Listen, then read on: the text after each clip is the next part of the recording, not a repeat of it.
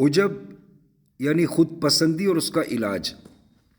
الحمدللہ وکفی والسلام علی عبادہ الذین اصطفی اما بعد۔ عرض یہ ہے کہ امراض دو قسم کے ہوتے ہیں، جسمانی امراض، روحانی امراض۔ امراض جسمانی کا احساس تو مومن، کافر، موحد و مشرک، نیک و بد، اللہ کے محب اور دشمن ہر ایک کو ہوتا ہے۔ مثلا بخار، درد سر، نزلہ، زکام وغیرہ موحد و مشرک سب کو ہوتا ہے، لیکن روحانی امراض کا احساس ہر مسلمان کو بھی قرآن کی تعلیم اور اولیاء کرام کی صحبت کے بغیر نہیں ہوتا۔ مدت مدید تک اولیاء کرام کی صحبت نصیب ہو تو روحانی امراض سے شفا ہوتی ہے۔ اس لیے اللہ تعالیٰ نے فرمایا وَاصْبِرْ نَفْسَكَ مَعَ الَّذِينَ يَدْعُونَ رَبَّهُمْ بِالْغَدَاةِ وَالْعَشِيِّ۔ وَاصْبِرْ امر کا صیغہ ہے، اور یہ وہ حضرات ہیں جن کی زندگی کا مقصد نہ زیب و زینت کرنا، نہ ڈگریاں حاصل کرنا، نہ گریڈ بڑھانا، نہ تجارت کو فروغ دینا، اور نہ اپنی زمین کا رقبہ بڑھانا ہوتا ہے۔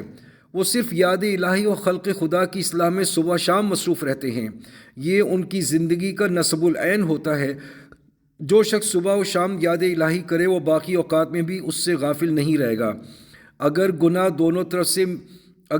دونوں طرف سے میٹھا ہوگا تو درمیان میں سے بھی میٹھا ہوگا۔ اللہ والے یہ نہیں کرتے۔ چونکہ فلاں شخص چیف انجینئر ہے اس لیے میں بھی چیف انجینئر بن جاؤں۔ فرماتے ہیں تیری آنکھوں کی ٹکٹکی اس قسم کے اللہ والوں پر لگی رہے۔ قرآن کی صحبت میں امراض اور روحانی کا علم ہو جاتا ہے۔ جن کا قرآن حال ہو ان کی صحبت میں یہ امراض دور ہو جاتے ہیں۔ بعض صرف صاحب قال ہوتے ہیں، ہر ایک صاحب حال نہیں ہوتا، یعنی بعض حضرات جامع ہوتے ہیں۔ شیخ الاسلام حضرت مولانا سید حسین احمد مدنی رحمۃ اللہ علیہ جامع تھے۔ جب حدیث کا سبق پڑھاتے تھے تو بڑے بڑے عالم اور فاضل سبق میں شرکت کو اپنے لیے باعث سعادت خیال کرتے تھے۔ حضرت مولانا عبداللہ صاحب فاروقی مرحوم فرماتے ہیں کہ میں جب حج کے لیے گیا تو حضرت شیخ الاسلام حضرت حسین احمد مدنی رحمۃ اللہ علیہ مدینہ منورہ میں پہلے ہی موجود تھے۔ میں جب مدینہ منورہ گیا تو مجھے لینے کے لیے شہر سے باہر تشریف لائے۔ میں نے عرض کیا کہ حضرت کیسے تشریف لائیں؟ فرمانے لگے میں تمہیں کیوں بتلاؤں کہ میں کس لیے آیا ہوں؟ فرمانے لگے تمہیں کیا بتلاؤں؟ تھوڑی دیر بعد فرمانے لگے کہ پاندان گم کر کے آئے ہو نا؟ میں نے جب عرض کی کہ حضرت ملے گا بھی تو فرمایا ہاں مل جائے گا، وہ ماضی کا اور یہ حال کا کشف ہے۔ کافر و مشرک تو بجائے خود رہے، مسلمانوں کو بھی تعلیم قرآن کے بغیر امراض روحانی کا احساس نہیں ہوتا۔ وہ بیمار ہوتے ہیں مگر بیماری کا احساس نہیں ہوتا، مرنے کے بعد احساس ہوگا۔ کبر، عجب، حسد، جاہ طلبی اور زر طلبی وغیرہ امراض روحانی ہیں جن کا احساس علم دین پڑھنے کے بعد بھی نہیں ہوتا جب تک کامل کی صحبت میسر نہ آئے۔ کامل کی صحبت میں امراض روحانی سے انسان شفا یاب ہوتا ہے۔ اس لیے کسی نے کیا خوب کہا، صدقے میں تیرے ساقی مشکل آسان کر دے، ہستی میری مٹا دے خاک میں بے جان کر دے۔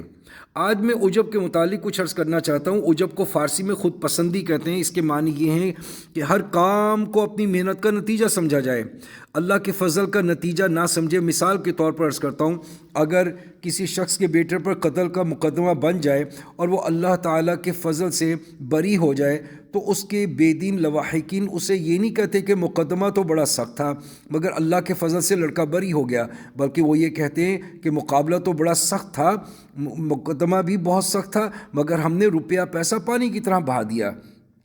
وکیل جو مقدمے کی پیروی کے لیے کھڑا کیا گیا، سارے پنجاب بلکہ پاکستان میں تو اس کا جواب ہی نہیں۔ لائل پور اور لاہور ہم نے ایک کر دیا، اگر صبح لائل پور تھے تو شام کو لاہور، اگر دن لاہور میں گزرا تو رات لائل پور میں تھے۔ اللہ کا نام درمیان میں کہیں نہیں آیا، حالانکہ روپیہ جو پانی کی طرح بہایا گیا وہ کہاں سے آیا؟ یہ اللہ کے فضل سے ملا تھا نا۔ صحت جسمانی جس کی بنا پر لاہور اور لائل پور کو ایک کر دیا گیا وہ بھی تو اللہ کا فضل تھا۔ عقل، بینائی، غرضے کے جو کچھ بھی ہے اللہ کا فضل ہے، ہمارا کچھ بھی نہیں ہے، حتیٰ کہ ہمارا وجود بھی اپنا نہیں ہے۔ فضل کے معنی یہ ہے کہ ہمیں اللہ نے کچھ نہیں دیا اور ہم نے اس کو سب کچھ دیا اور مفت دیا۔ مندرجہ بالا مقدمہ قتل کے متعلق اللہ والے یہی کہیں گے کہ مقدمہ بڑا سخت بن گیا تھا مگر اللہ نے فضل کر دیا۔ میری ذاتی رائے ہے کہ عجب میں ایک طرح کی شرک کی بو آتی ہے۔ اللہ کے فضل کو اپنی طرف منسوب کرنا شرک ہے، اور ارشاد ان یمسسک اللہ بضر فلا کاشف لہ الا ہو، یعنی اللہ کے سوا کوئی تکلیف کو دور نہیں کر سکتا۔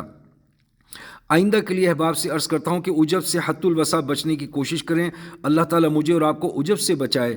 عجب کیوں ہو جب سب کچھ اللہ کا دیا ہوا ہے، ہمارے درمیان میں کچھ نہیں؟ اگر ہمیں تنخواہ ملتی ہے تو بھی اللہ کا فضل ہے نا۔ اگر زمیندار گھر میں دانے لائے اور وہ یہ کہے کہ یا اللہ یہ تیرا فضل ہے تو کمال نہیں؟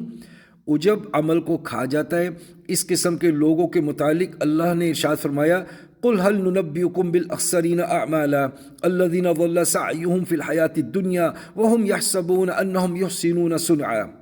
اگرچہ یہ آیت تو کفار کے بارے میں ہے مگر عجب کے مریض پر بھی صادق آ سکتی ہے، کیونکہ عجب کے باعث بارگاہ الہی میں اس کا کوئی عمل قبول نہیں ہوگا، اور یہ خیال کر رہا ہوگا کہ میں نے اپنے نامہ اعمال میں نیکیوں کے انبار جمع کر دیے۔